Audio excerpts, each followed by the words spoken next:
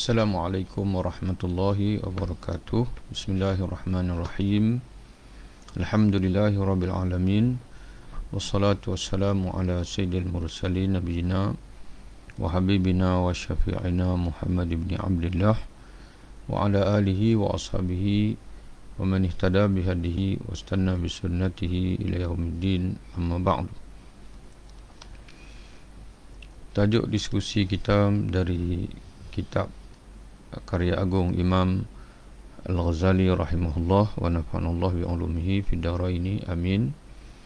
Tajuk pada kali ini iaitu tiga unsur negatif ataupun unsur jahat dalam diri manusia yang mesti dikawal oleh akal dan juga hati bagi menjamin tercapainya kebahagiaan yang abadi di akhirat, ataupun sebelum mencapai kebahagiaan abadi, bagi membolehkan manusia dapat bermujahadah menuju kepada hadirat al-ilahiyah, bermujahadah mencapai keredaan Allah Subhanahu wa taala, di mana mujahadah ini tidak akan mampu dilalui oleh manusia melainkan manusia dapat menewaskan tiga unsur jahat dalam dirinya, dan apabila berjayanya dalam mujahadah, maka manusia akan berjaya sampai kepada Allah Subhanahu wa taala, sampai kepada keredaan Allah Subhanahu wa taala, dan seterusnya berjaya mengecapi as-sa'adah al-abadiyah dalam kehidupan di akhirat nanti, insya-Allah. Kata Imam Al-Ghazali rahimahullah, faslun, muka surat 84, edisi terjemahan kita ini, proses kebahagiaan, terjemahan kepada judul terjemahan kepada Kimia As-Sa'adah, terjemahan oleh Kiai Haji Mustafa Bisri. Kata Imam Al-Ghazali rahimahullah, wa'lam anna fi jildi ibni Adam arba'ata asya', al-kalba wal-khinzira wal-syaitana wal-malak. Ketahuilah bahawa di dalam tubuh manusia terdapat empat unsur. Kalau kita perhatikan dalam ibarat ataupun ungkapan bahasa Arab, dalam bahasa Arabnya, dalam teks asalnya, Imam Al-Ghazali rahimahullah, dia menyebutkan istilah jild ibni Adam. Ketahuilah di dalam kulit anak Adam, maknanya tersimpan ataupun terselindung dalam kulit, mana kulit ni luaran, dalaman, di sebalik kulit anak Adam, ataupun kita kata di dalam tubuhnya, tubuh manusia itu terdapat empat unsur, iaitu yang pertama unsur anjing, al-kalb; yang kedua al-khinzir, unsur babi; yang ketiga wasyaitan, unsur syaitan; dan yang keempat unsur malaikat, al-malak. Jadi sudah tentunya daripada empat ini, tiga daripadanya merupakan unsur negatif, yang kita sebut sebagai unsur jahat, yang mesti dikontrol, yang mesti dikawal, dan satu unsur malaikat. Dan inilah yang kita nak. Kita nak memastikan dalam tubuh kita ini yang dominan, yang dimenangkan adalah unsur malaikat. Adapun tiga unsur lagi perlu kita mengatasinya ataupun perlu kita membendungnya. Imam Al-Ghazali meneruskan lagi, kata dia, anjing itu tercela. Anjing itu tercela dari segi sifat-sifatnya, bukan dari segi bentuknya. Jadi sifat itu yang kita anggap sebagai negatif itu adalah sifat itu, sifat anjing itu. Demikian pula syaitan dan malaikat tercela dan terpuji dari segi sifat-sifat mereka, bukan dalam wujud dan bentuk mereka. Kerana kejadian Allah Subhanahu Wa Taala semuanya dari segi rupa, dari segi kewujudan ada hikmah yang tertentu. Cuma sifat-sifat itu, sifat-sifat negatif, sifat-sifat keji dan buruk itu, yang dicela oleh agama, yang mesti kita jauhi. Juga babi, dalam sifat-sifatnya ia dicela, bukan dalam wujudnya itu. Manusia telah diperintahkan untuk menyingkap kegelapan, kebodohan dengan cahaya fikiran. Wa qad umira ibnu Adam bi an yakshifa zulm al-jahli bi nuril aqli khaufan min al-fitnati. Manusia, kata Imam Al-Ghazali, yang telah diperintahkan untuk menyingkapkan, mana untuk mengetahui dan seterusnya dia boleh menangani kegelapan yang muncul dalam dirinya dengan sebab kebodohan. Jadi bagaimana nak singkap, bagaimana nak bersihkan kegelapan dengan sebab kebodohan itu. Jadi seolah-olah Imam Al-Ghazali nak menjelaskan kepada kita bahawasanya unsur anjing, unsur babi, unsur syaitan ini datang daripada kejahilan. Sifat-sifat tercela yang berpunca daripada unsur anjing, babi dan syaitan ini datang daripada al-jahl, kebodohan. Manusia akan bertindak seperti anjing, bertindak seperti babi dan syaitan sebab jahil. Dan malaikat pula, dia datang daripada sumber ilmu, ilmu ma'rifah. Jadi Allah Subhanahu Wa Taala dalam Al-Quran, dalam hadis, menyuruh Adam supaya menyisihkan, membuang, membersihkan kegelapan yang datang dengan sebab kebodohan itu dengan apa? Dengan cahaya al-aqli, cahaya hati, cahaya fikiran, cahaya intelek, lawan kepada ilmu lah, lawan pada kejahilan.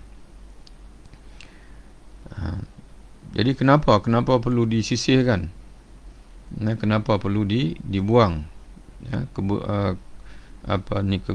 Kegelapan yang muncul dengan sebab kejahilan itu, dan diganti dengan cahaya akal, cahaya hati, cahaya pemikiran, cahaya ilmu. Sebab kata dia untuk menghindarkan diri dari fitnah. Jadi perkataan fitnah, apa makna perkataan fitnah dalam Quran? Sebagai contohnya, jadi perkataan fitnah dalam Quran ini ada ketikanya dia memberi pengertian kesengsaraan. Itu al-fitnah dalam Al-Quran. Ada ketikanya al-fitnah dalam Al-Quran memberi makna azab. Azab yang mungkin ditimpakan Allah Subhanahu Wa Taala. Dan boleh juga memberi makna kesesatan. Itu. Jadi macam mana kita nak mengelak daripada kesengsaraan, kesesatan, kebinasaan ataupun azab yang ditimpa Allah, iaitu dengan kita membuang, kita membasmi az-zulumat, kegelapan. Di mana kegelapan ini muncul, kata Imam Ghazali, dengan sebab kebodohan manusia, kejahilan, dan seterusnya kita pergi kepada cahaya Allah Subhanahu Wa Taala. Dan itulah yang Allah Taala lakukan kepada orang-orang beriman. Allahu waliyul ladzina amanu. Allah adalah wali. Yang wali ini pembimbing dan penolong, yang mengatur kehidupan alladzina amanu, orang-orang beriman. Bagaimana Allah membimbing orang beriman? Bagaimana Allah mengatur kehidupan orang beriman? Iaitu kata Allah, yukhrijuhum minaz zulumati ilan nur. Allah akan mengeluarkan mereka daripada kegelapan-kegelapan kepada cahaya Allah Subhanahu Wa Taala. Jadi sebab itu, sebagai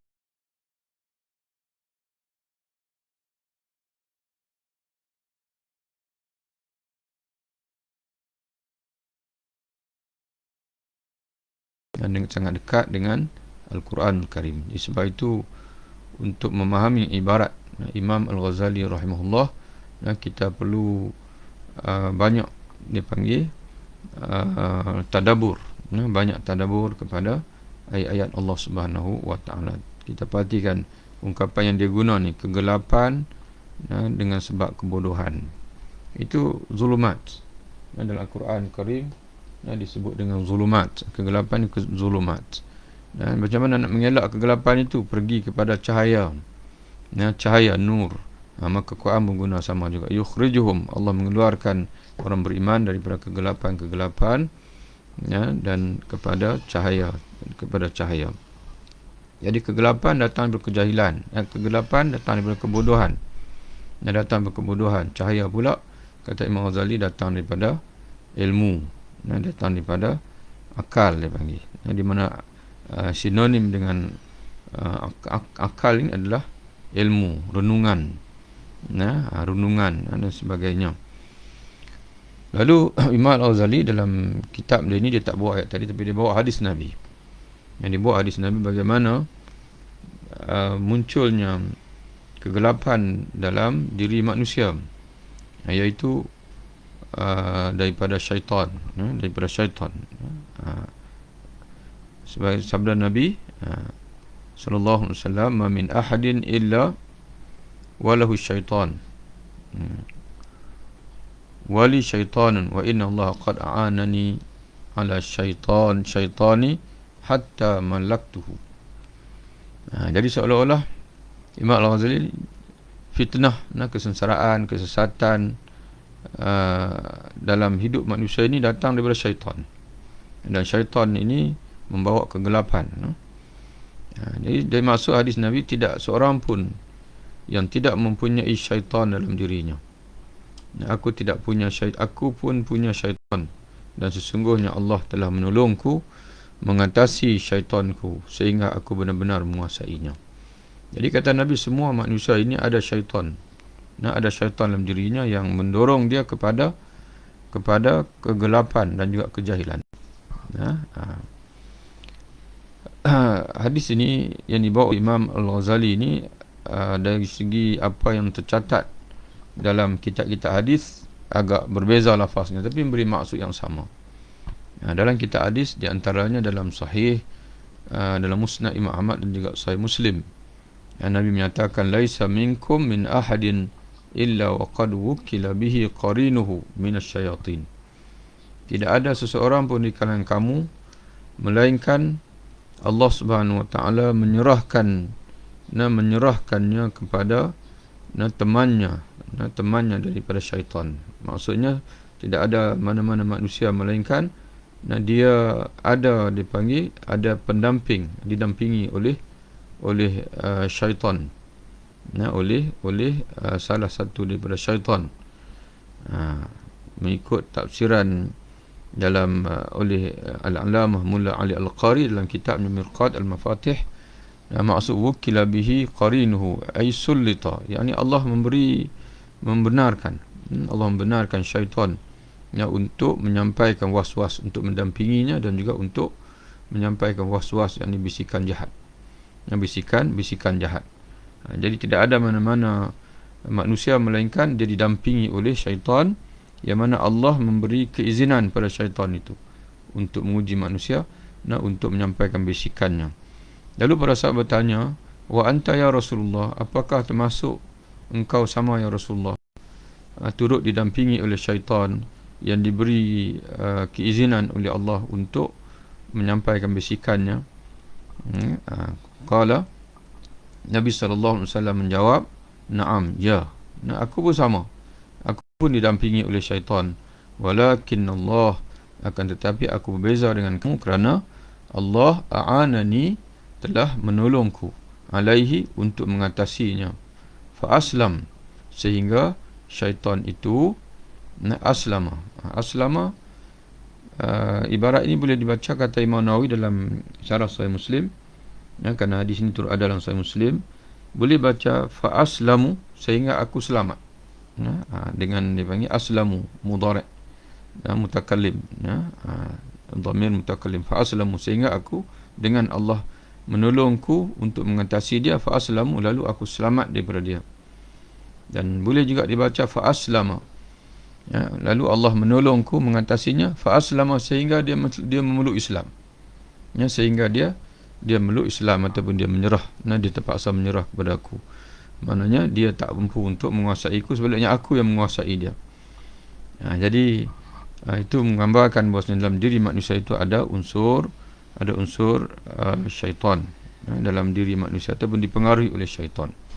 Jadi kerana itu kalau kita tidak berhati-hati, tidak berjaga-jaga, menyebabkan akan timbul fitnah dalam hidup kita, kesengsaraan, kesesatan dan sebagainya, menyebabkan kita tidak mampu untuk bermujahadah, dan seterusnya kita tak akan sampai kepada al-hadratu al-ilahiyah, kebersamaan kita dengan Allah Subhanahu wa taala. Sebaliknya kita akan berada jauh daripada Allah Subhanahu wa taala.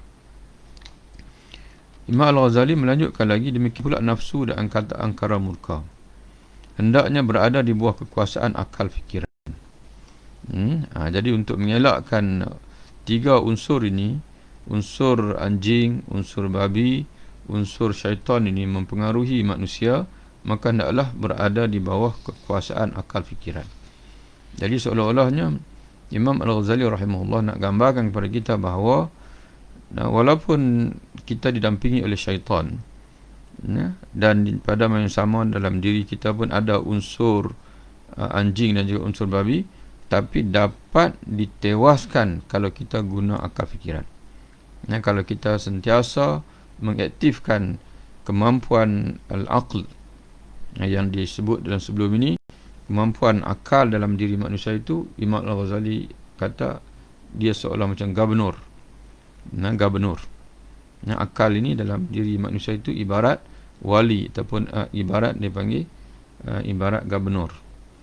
Maka hati sebagai raja mesti gunakan gubernur ini untuk memberi arahan kepada pegawai. Pegawai di mana Imam Ghazali menyebutkan pegawai itu staff, nafsu itu staff. Yang mana dia ada fungsi tertentu, nafsu ni, keinginan dalam diri ni dia ada tugas dia tertentu. Dan begitu juga kemarahan dalam diri manusia itu dipanggil kemampuan untuk marah, itu adalah polis.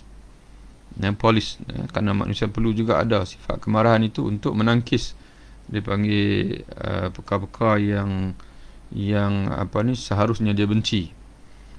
Keinginan pula, kuasa keinginan pula diperlukan untuk manusia gunakan keinginan itu untuk bagi mencapai maksud, keinginan makan, minum, perkahwinan dan sebagainya. Tapi dengan syarat kemampuan ataupun pegawai yang berupa nafsu dan juga keinginan marah itu mesti dikontrol, diatur oleh akal. Jadi hati yang menjadi raja dalam diri, dia mesti gunakan akal untuk mengatur nafsu dan juga mengatur kemarahan tu. Jangan biarkan nafsu dan kemarahan itu yang menguasai akal, kerana akhirnya manusia akan melupai mujahadah kepada Allah Subhanahu wa taala. Iaitu tidak melakukan apa pun kecuali atas perintahnya, yakni atas perintah akal. Kalau manusia melakukan itu semua, maka patutlah dia disebut mempunyai budi pekerti yang baik. Jadi jika manusia memastikan kekuasaan akal fikiran mengatasi kekuasaan nafsu dan angkara marah, maknanya unsur malaikat. Kerana malaikat ini, kalau di segi ahli falsafah, unsur malaikat dalam diri manusia itu ialah akal. Sebab itu dipanggil alam. Ahli falsafah Islam menamakan alam malakut itu ialah alam uqul, dipanggil. Alam uqul, alam intelek. Alam kebijaksanaan, alam intelek. Dan alam uqul yang ada pada malaikat itu, Allah Ta'ala jadikan dalam diri manusia. Dalam diri manusia, iaitu dinamakan kekuatan ruh, dipanggil. Dan kekuatan al-qalb, kekuatan al-nafs, kekuatan dipanggil rohani manusia itu. Wa nafakhtu fihi min ruhi, Ya, sehingga akan kita ingat balik bila Allah Ta'ala kata, apabila aku telah sempurnakan kejadian jasad Adam daripada tanah, dan aku meniupkan roh ciptaanku yang istimewa dalam diri Adam, hendaklah kamu sekalian sujud kepada dia, mana hormat kepada dia, kerana dia sudah jadi satu makhluk yang istimewa, yang ada kemuliaan yang melebihi kamu. Lalu Allah Ta'ala nak buktikan kehebatan Adam AS di depan malaikat, iaitu wa'allama Adam al-asma' kullaha, iaitu dengan Allah mengajar, memberi ilmu kepada Adam sehingga dia boleh menguasai sekalian nama-nama yang ada di alam ini, nama Allah Ta'ala, nama malaikat dan sebagainya. Jadi menunjukkan bahawa keistimewaan yang ada pada ruh Adam AS itu, sehingga akan Allah menyandarkan ruhku, macam Baitullah, rumah Allah dan sebagainya, awliya Allah, wali Allah. Jadi itu sandaran, idafat litashrif dipanggil. Jadi kemuliaan ruh Adam itu berada pada ilmu. Jadi sebab itu ahli falsafah Islam menyatakan bahawa dipanggil alam yang sama yang ada dalam diri manusia, iaitu alam uqul, dipanggil akal, intelek dipanggil. Jadi kelebihan itulah manusia perlu gunakan. Jadi apabila manusia melakukan itu, dia mestikan akal berkuasa dalam hidupnya. Hati ibarat raja, itu hati yang kena arahkan akal supaya aturkan nafsu dan juga kemarahan. Maka dia akan menjadi orang yang punya budi pekerti yang baik. Jadi ini rahsia Imam Ghazali mengajar kita. Nak jadi orang baik, nak jadi orang yang berakhlak baik, budi pekerti baik, ini mesti hidup dengan akal. Mesti rajin mengaji, rajin merenung, rajin mentadabbur Quran, mentadabbur hadis Nabi, dan menghafal ungkapan-ungkapan hikmah. Kalau ulama-ulama dulu dia hafal sehingga kan syair-syair, syair-syair baik-baik, syair yang indah-indah dia hafal. Untuk supaya nak jadikan akal itu dominan lebih daripada nafsu dan juga kemarahan. Tapi kita ini banyak makan, banyak minum, banyak berhibur, banyak tengok televisyen. Jadi macam mana kita nak lahirkan budi pekerti yang baik? Kerana hidup kita itu banyak dibelenggu oleh nafsu dan juga amarah. Jadi sebab itu kata Imam Ghazali, kalau manusia melakukan itu, iaitu dia sentiasa menjadikan akal sebagai dominan dalam hidup dia, maka dia disebut mempunyai budi pekerti yang baik. Itulah sifat-sifat malaikat serta benih-benih kebahagiaan. Itulah sifat-sifat malaikat. Kerana malaikat ini dia alam ukul, alam intelek dia panggil, alam kejaksanaan. Bila ia melakukan sebaliknya, yakni dia melayani nafsu dan angkara murka, maka sahlah baginya disebut budi pekerti buruk. Maka sahlah dia akan jadi orang tak baik, kata Imam Ghazali. Itulah sifat-sifat syaitan serta benih-benih kehancuran. Benih-benih kehancuran apabila manusia ini dibelenggu oleh nafsu dan juga oleh kemurka, angkara murka dalam hidupnya, kuasa murka, kuasa kemarahan dalam hidup. Maka dalam tidurnya, jelas baginya seolah-olah dia berdiri terikat, perutnya diperbudak oleh anjing dan babi.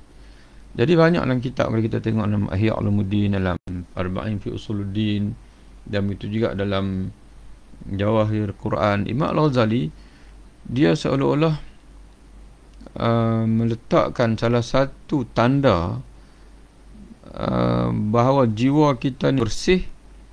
Kita boleh tengok pada mimpi kita. Kita mimpi macam mana? Selalu bila kita mimpi macam mana? Maka orang yang jiwanya elok, jiwanya malaikat, dia pun mimpi yang elok.